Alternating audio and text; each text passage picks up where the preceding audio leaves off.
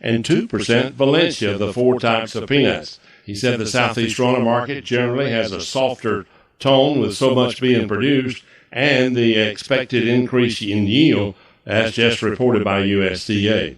Said the only tightness in the market right now for farmers outside of runners is the current Virginia variety. Particularly large kernels and end shells remain almost impossible to find. Valencias are harder yet. It will take some time or a market decrease in demand unless these types loosen up sometime in the near future. It's a lot of uncertainty in the world market right now. It is difficult to project demand aside from weather between now and harvest. He said, I'll be keeping an eye on the Chinese demand for U.S. peanuts. Their participation in the market or lack of it will have a lot to say on the carryout coming up next year. As of late, Chinese interest in the U.S. goods have been very quiet, and their market has progressed despite recent flooding caused by typhoons in China. The Environmental Quality Incentives Program, or EQIP, is a continuous sign-up program allowing landowners or operators to apply for financial and technical assistance from many types of conservation practices. And USDA's Natural Resources Conservation Service in Florida has made it easy to get more details. Just log on to www.fl.nrcs.usda.gov. You'll find links to more detailed information on the overall EQIP program, or simply stop by your local NRCS office. I'm Tyron Spearman for Southeast AgNet. When it really counts, depend on the source for the latest weather updates, keeping you ahead of the storm. 96.3 FM, 1370 AM, The Source.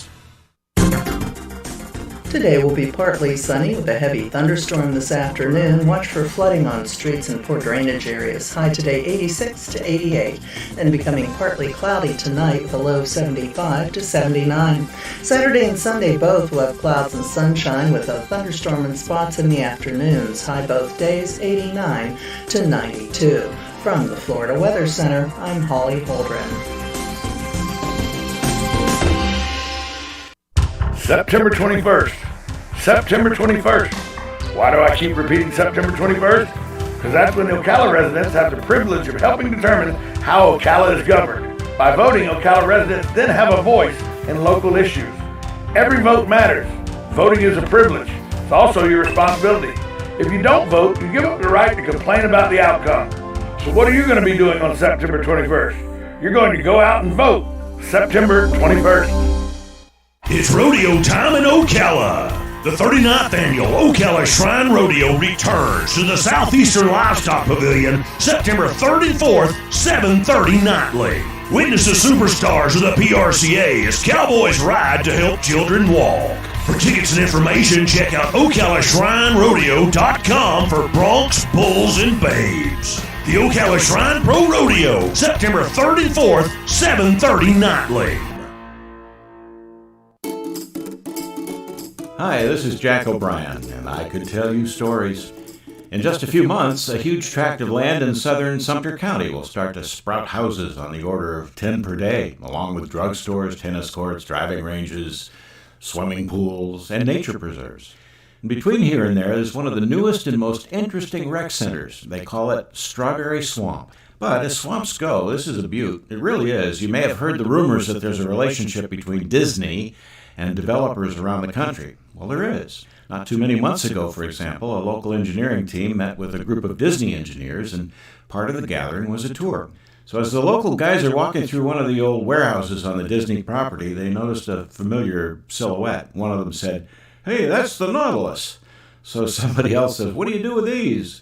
"Well, if we can't use them again, we crush them and send them to a landfill." Well, there immediately ensued some hasty phone calls, and pretty soon a deal had been struck to exchange consulting time for a priceless collection of iconic creations that spawned a million smiles and even more fond memories of Disney days in the Florida sun. Strawberry Swamp will be their new home, and I'm one of the few who got a preview, so let me describe it to you.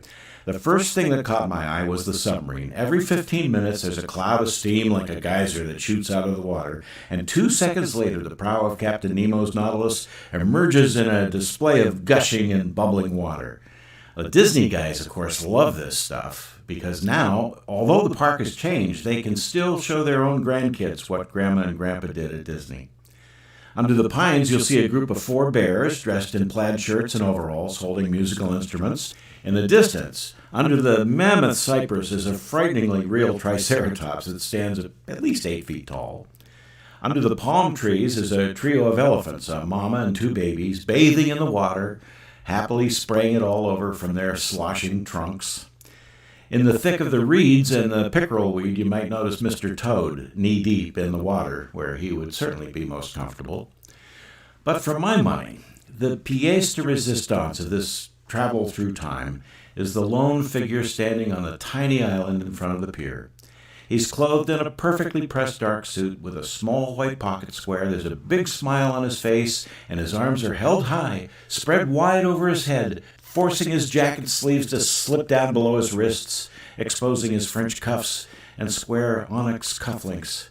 His animatronic arms thrust upward every few seconds, and his head turns from side to side as though greeting a massive throng. How odd it is to see Richard Nixon standing on a small island in a Florida lake. The local guys also found a round metal can with some old film in it on one of the shelves they cleared. The Disney crew said, "Oh yeah, we used to show that on Main Street," and then they moved it to Hollywood Studios. But that was right next to Toy Story, so nobody ever went. They only went to Toy Story. It's been gone for a few years. Just take it. Nobody wants to see it anymore. But it's a great film. And you can watch it start to finish in that small theater at the top of the stairs at the Strawberry Swamp Rec Center. Just walk in, push the red button on the wall, and take a seat. You might really enjoy the Walt Disney story. This is Jack O'Brien. Thanks for listening. Like what you've just heard? I Could Tell You Stories with Jack O'Brien is brought to you by Brick City Digital. Hi, I'm Michael Warren, and at Brick City Digital Marketing, we believe every business has a great story to tell. Our job is to help your business tell your story in a way that brings more customers to your door. We help small businesses just like yours with web design, social media, SEO, video, and more. Visit us online at brickcity.com or call 352-351-1131 for a free consultation. This is Ocala Talks with Tom Schmidt, bringing stories that are important to our community in and around Ocala. Plus, of course, a splash of sports as well. Now, here's your host, Tom. Welcome back to hour number 2. I am your host, Tom. This is Ocala Talks. Coming up later in the show, as we have every Friday. We ought to make Joe Biden part of that, but I'm not going to. Of course, at 10:30, we have the candidate forum. Manal Fakori, who is the challenger to the incumbent Kent Gwynn. They will both be in studio answering questions so you can have a better idea of where the candidates stand, and you can make an informed decision on how to cast your vote.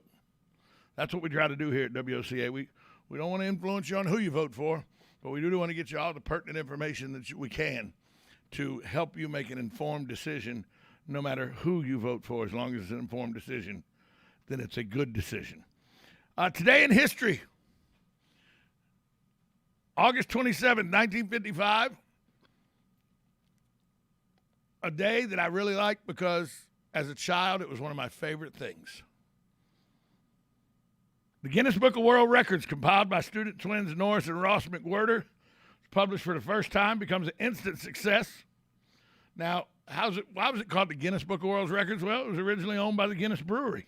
That's why. It's currently owned by the Jim Pattison Group. That's the same company that owns Ripley Entertainment. You know, Ripley, believe it or not. The Guinness Book of World Records holds its own records as the world's most sold copyrighted book. And I remember when we were kids, you were the popular kid in the neighborhood if you had the latest Guinness Book of World Records. And they had dumb things. It's like a circus sideshow without having to actually go to the circus. You found out about the 2 professional wrestling brothers that were together the largest 2 men on the face of the earth when you added their weight together, I guess. I don't know how that's possible, but the largest siblings. And they both they took their picture for the Guinness Book of World Record. They both weighed over 500 pounds. They were professional wrestlers. And they took their picture for the Guinness Book of World Records sitting on Honda 50 motorbikes, little motor scooters. And with their backs to you. I'll remember that picture till I'm not on the earth anymore. I'll remember that picture. The same way I'll remember the picture of the Indian man who had the world's longest fingernails. They looked like he was holding little snakes on all his hands. That's how long his fingernails were. Or the man that was 8 foot 6 inches tall, Robert, somebody, I forget his last name, Robert somebody, 8'6", tallest man on record. Or the man that was thought to be the most heavy-set man in the world. He weighed over 900, 1,000 pounds. He's so big they buried him in a piano case because of coffin. They couldn't get a coffin to fit him.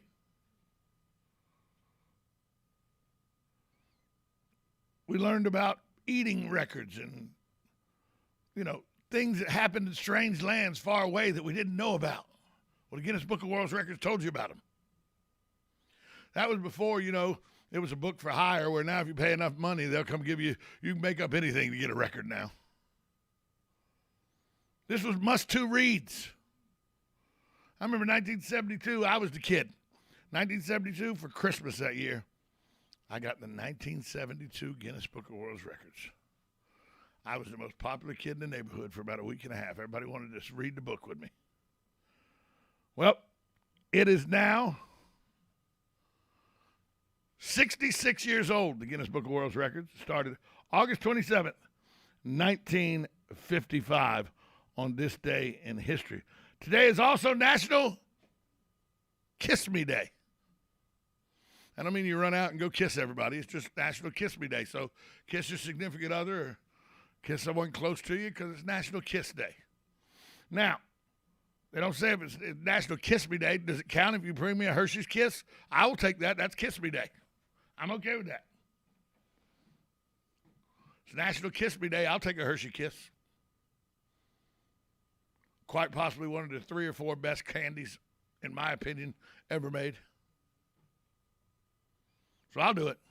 We're going to take a break, come back, have an interview with you next, right here on 1370 AM, 96.3 FM, The Source.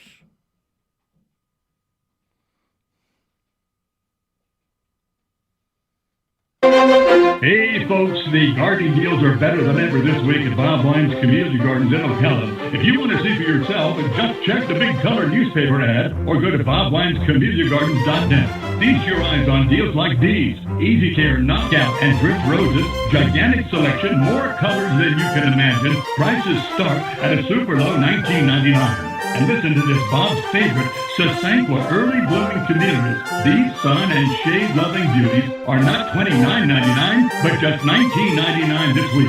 And you can get a flat of 18 gorgeous flowering annuals, just $19.99. It's always tree planting time, and of course at Bob Wines you get a large tree for just $49.99.